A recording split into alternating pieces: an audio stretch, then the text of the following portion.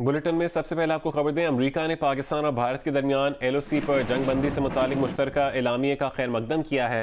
तर्जुमान white house जेन साकी ने इक़दाम को जनूबी एशिया में अमन और इस्तेहकाम की जानिब मुस्बत कदम करार दिया है। कहा कि जनूबी एशिया में वसी तर अमन और इस्तेहकाम सबके मफाद में है। दोनों मुल्कों की हौसला अफजाई करते हैं कि वो इस पेशरफ्त को मजीद आगे बढ़ाएं। सेक्रेटरी जनरल अक़वाम मुत्तहिदा अंतोनियो गुतेरेस ने पाक भारत जंगबंदी को मुस्बत पेशरफ्त करार दिया है। तर्जुमान के मुताबिक सेक्रेटरी जनरल ने उम्मीद जाहिर की है कि लाइन ऑफ कंट्रोल पर जंगबंदी पाकिस्तान और भारत के दरमियान मजीद बातचीत की राह हमवार करेगी। पाक भारत मुश्तरका एलामिया से सेक्रेटरी जनरल UN की हौसला अफजाई हुई। सदर जनरल असम्बली अक़वाम मुत्तहिदा ने पाक भारत मुश्तरका एलामिया दूसरों के लिए मिसाल करार दिया। पाकिस्तान और भारत के DGMOs का हॉटलाइन पर राबता हुआ। गुज़श्ता रात से कंट्रोल लाइन और दीगर सेक्टर्स पर जंगबंदी से मुतालिक तमाम मुआहदों और समझौतों पर सख्ती से अमल पैरा होने का इआदा किया गया। ISPR के मुताबिक पाक भारत DGMOs ने कंट्रोल लाइन समेत तमाम सेक्टर्स की सूरत हाल का जायजा लिया। पाक भारत DGMOs की गुफ्तगू अच्छे माहौल में हुई।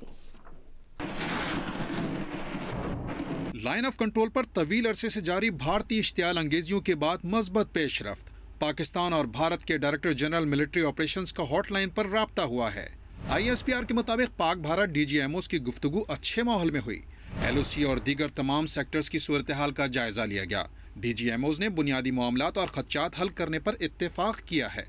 अफवाज पाकिस्तान के तर्जुमान मेजर जनरल बाबर इफ्तिखार ने बताया कि 2003 के बाद से अब तक 13,500 से ज्यादा सीज फायर खिलाफ वर्जियाँ हुई, जिसमें 310 शहरी जाँ बहक और 1,600 के करीब जख्मी हुए। 2019 में सबसे ज्यादा सीज फायर खिलाफ वर्जियाँ हुई। अब दोनों director generals military operations Pakistan and India दोनों ने इस बात पे इत्तेफाक किया है कि उस एग्जिस्टिंग अंडरस्टैंडिंग को जो 2003 में हुई थी उसको लेटर एंड स्पिरिट में इम्प्लीमेंट किया जाए और इसको सस्टेनेबल बनाने के लिए दोनों साइड्स मुत्तफिक हैं और इसके ऊपर अमल पैरा होने का इरादा किया है। वजीर खारजा शाह महमूद कुरैशी ने DGMOs के राब्ते को मज़बत पेशरफ्त करार देते हुए कहा है कि भारत को नेक नियति से सीज फायर मुआहदे पर अमल दरामद करना चाहिए।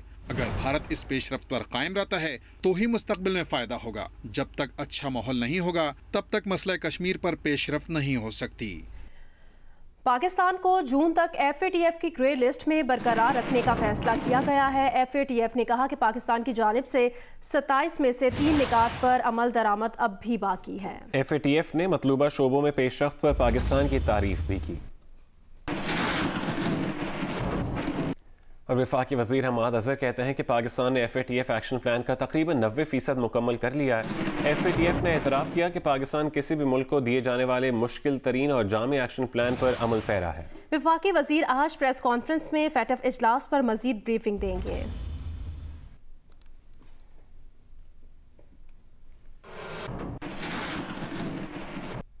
HPL PSL में आज लाहौर कलंदर्स का मुकाबला मुल्तान सुल्तान से होगा। माजी में दोनों टीमें कब कब मद्दे मुकाबले आईं और किसका पलड़ा भारी रहा, देखिए इस रिपोर्ट में।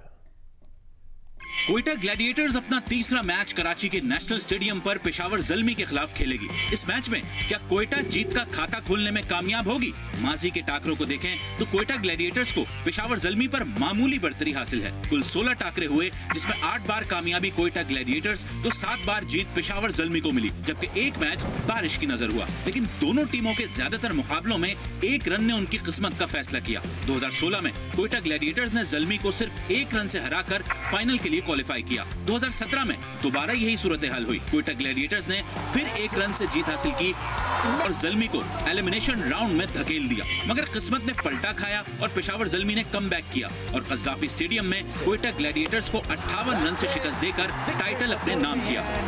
2018 में पेशावर ज़ल्मी ने एलिमिनेशन राउंड में क्वेटा ग्लैडिएटर्स को 1 रन से शिकस्त देकर टाइटल की दौड़ से बाहर कर दिया। अलबत्ता 2019 में क्वेटा ग्लैडिएटर्स ने ज़ल्मी से भरपूर बदला लिया।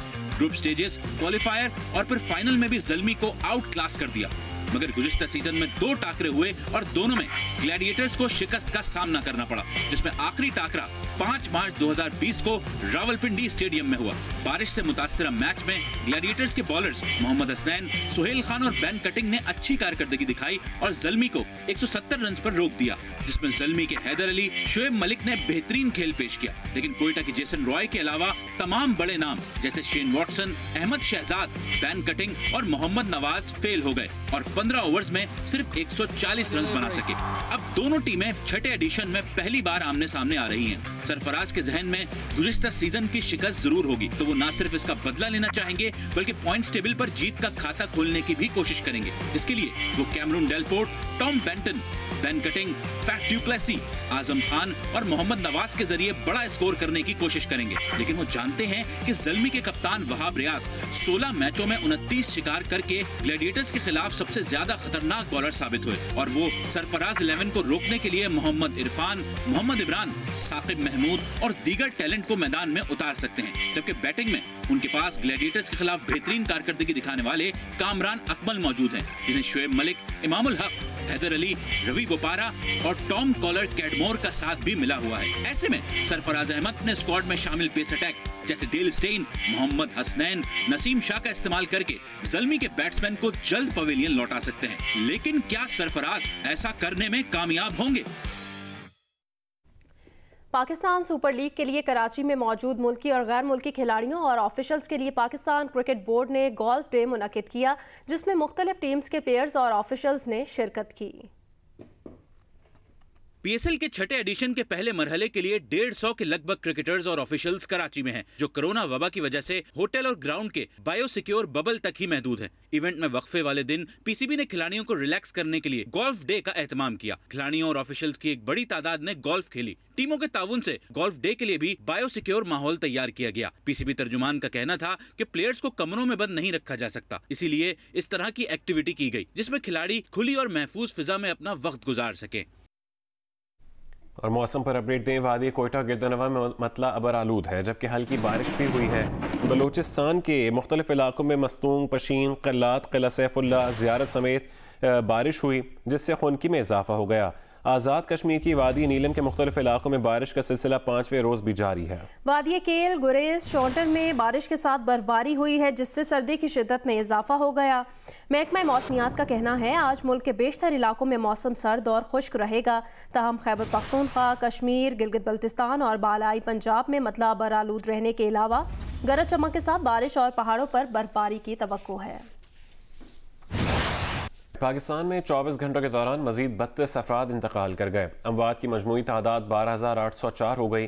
National command and operation centre के मुताबिक मजीद 1,541 अफराद में कोरोना वायरस की तस्दीक हुई। 25 फरवरी को 41,839 टेस्ट किए गए। मुस्बत केसेस की शरह 3.68% रही। पाकिस्तान में 24 घंटों के दौरान मजीद 32 अफराद इंतकाल कर गए। 25 फरवरी को 41,849 टेस्ट किए गए।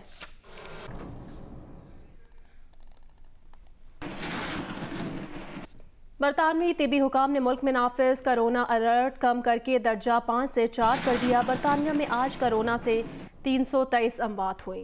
तकरीबन 10,000 नए केसेस रिपोर्ट हुए। वैक्सीन लगवाने वाली मलका बरतानिया कहती हैं कि वैक्सीन का टीका लगने का अमल तेज था और तकलीफ भी नहीं हुई।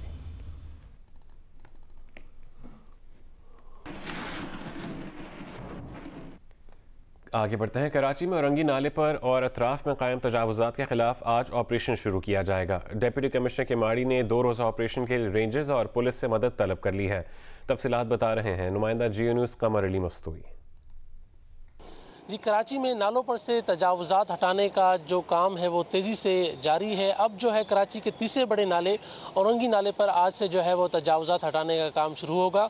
इस वक्त हम गोलीमार में कश्मीरी मोहल्ले के करीब मौजूद हैं, जहां से औरंगी नाले से तजावुजात हटाने का काम 8 से शुरू किया जाएगा। ऑपरेशन के दौरान नाले के दोनों अतराफ जो है वो जो तजावुजात कायम की गई हैं वो हटाई जाएंगी। इब्तदाई तौर पर जो कच्ची तजावुजात हैं वो हटाई जाएंगी, उसके बाद जो है वो पक्के मकानात गिराए जाएंगे। नाले नाले के दोनों अतराफ तकरीबन 12 फुट चौड़ा रोड जो है वो बनाया जाएगा। इस ऑपरेशन के दौरान जो है वो किसी भी किस्म की मज़ाहमत से बचने के लिए पुलिस, रेंजर्स और एंटी इंक्रोचमेंट फोर्स जो है वो KMC के हमरा होगी। जो इलाका असिस्टेंट कमिश्नर्स होंगे, मुख्तियारकार होंगे, वो भी इस ऑपरेशन में मौजूद होंगे। ये ऑपरेशन जो है वो औरंगी टाउन नाले तक जाएगा और इस एंड पॉइंट जो है इस औरंगी नाले का, वहाँ तक जहाँ भी तजावुज़ात होगी उन्हें हटाया जाएगा। वज़ीर आज़म के मुआविन ख़ुसूसी उस्मान डार का कहना है कि इलेक्शन कमीशन का फैसला हमारे वोटर्स की राय की नफ़ी है। इलेक्शन कमीशन का कोई ऐसा कानून नहीं कि प्रिजाइडिंग अफसर के देर से आने पर इलेक्शन मुलतवी किया जाए। प्रोग्राम आज शाहज़ेब खानज़ादा के साथ में बात करते हुए उन्होंने कहा कि पहले भी ऐसे ही इलेक्शन हुए मगर पूरे इलाके में री इलेक्शन नहीं हुआ। मुस्लिम लीग नून ने मुनज़्ज़म मुहिम चलाकर इलेक्शन को मुतनाज़ बनाया। कई कानून ऐसा नहीं कहता है इलेक्शन कमीशन का एक्ट कि अगर कोई प्रिजाइडिंग ऑफिसर लेट आया है तो वो नतीजा जो है या वो सारे का सारा इलेक्शन जो है वो कुल अदम करार दे दें, उसे सेट असाइड कर दे। कहीं ऐसा कानून एग्जिस्ट नहीं करता है। और इलेक्शन में लोग लेट आते हैं, प्रिजाइडिंग ऑफिसर्स लेट आते हैं। ये कोई वाहिद इलेक्शन नहीं है जिसमें प्रिजाइडिंग ऑफिसर्स लेट आए हैं। पहले हमेशा रीपोल ऐसे ही पोलिंग स्टेशंस पे किया गया जैसे आप कह रहे हैं, जिसके ऊपर लेट से बेज़ाब्तगियां थी या शको शुबात थे। पूरा हल्का नहीं कभी भी रीपोल हुआ। सारी सिचुएशन PMLN ने एक मुनज़्ज़म प्लान के साथ डेवलप की कि हमने सारा इलेक्शन कंट्रोवर्शियल करना है, हमने ये नताइज तस्लीम नहीं करने। हम पहले अपने कानूनी हक के लिए लड़ेंगे। हम डसके के वोटर्स जिन्होंने पाकिस्तान तरीके इंसाफ को वोट दिया, बल्ले को वोट दिया, लाइनों में लगे, उनके लिए लड़ेंगे, सुप्रीम कोर्ट तक जाएंगे। मुस्लिम लीग नून के रहनुमा राना सनाउल्लाह कहते हैं लीगी उम्मीदवार ने ड्रेस्का में धांधली के खदशे का इजहार किया। 20 पोलिंग स्टेशन से मुतालिक दरख्वास्त दी थी। पूरे हल्के में लोगों को हक़ राय दही इस्तेमाल करने से रोका गया। प्रोग्राम आज शाहज़ेब खानज़ादा के साथ में गुफ्तगू करते हुए उनका कहना था पोलिंग सुस्त रवि का शिकार की गई, अमले को अगवा किया गया। धांधली के नाकाबिले तरदीद सबूत हैं, पेश करेंगे। इलेक्शन कमीशन के बरवक्त और जुर्रतमंदाना फैसले को सराहते हैं। हमारी कैंडिडेट ने गालबन उन्हीं 20 पोलिंग स्टेशन के मुतल्लक जो है वो दरख्वास्त दी थी। जब सारी चीज़ें सामने आई कि पूरे हल्के में जो है वो लोगों को अपना हक़ राय दही इस्तेमाल करने से रोका गया, पोलिंग को स्लो करके, फायरिंग करके, इस तरह से फिर प्रिजाइडिंग ऑफिसर्स को जो है वो अगवा करके, तो उसके बाद फिर हमारा ये मौक़िफ़ हुआ कि पूरे हल्के के आवाम को दोबारा से जो है वो हमारे पास नाकाबिले तरदीद एविडेंस है और हम वो एविडेंस जो है वो पेश करेंगे। हम इलेक्शन कमीशन के इस जुर्रतमंदाना फैसले को और उनके बर वक्त नोटिस को हम अप्रिशिएट करते हैं, हम उसे सलाम पेश करते हैं। सेनेट इंतखाबात ओपन बैलेट से कराने के मुतालिक सदारती रेफरेंस पर सुप्रीम कोर्ट की राय आज जारी होने का इम्कान है। सुप्रीम कोर्ट अपनी राय अदालत में सुना सकती है। सरबा मुहर लिफाफे में सदर को भिजवा सकती है। राय सुप्रीम कोर्ट की वेबसाइट या इलामिये के जरिए भी जारी की जा सकती है।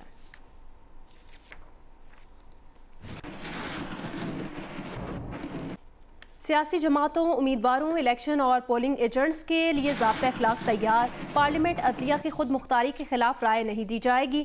अफवाज पाकिस्तान को बदनाम या तज़हीक नहीं की जाएगी। इस्लाम और नज़रिया पाकिस्तान के खिलाफ भी राय नहीं दी जाएगी। इलेक्शन कमीशन को बदनाम करने की कोशिश से इज्तनाब किया जाएगा। सरकारी मुलाजिम किसी उम्मीदवार को ना प्रमोट करेगा, ना इलेक्शन में रुकावट बनेगा। पीपल्स पार्टी सेनेट में सबसे बड़ी जमात होगी। आसिफ अली जरदारी का कराची में अरकान सिंध असेंबली से खिताब, कहा कि मौजूदा हुक्मरानों को जाना पड़ेगा। सूबाई वज़रा, अरकान सिंध असेंबली और सेनेट इलेक्शन के नामजद उम्मीदवार भी शरीक। बख्तावर भुट्टो जरदारी, महमूद चौधरी और आसिफा भुट्टो जरदारी भी पार्टी अरकान से मिले।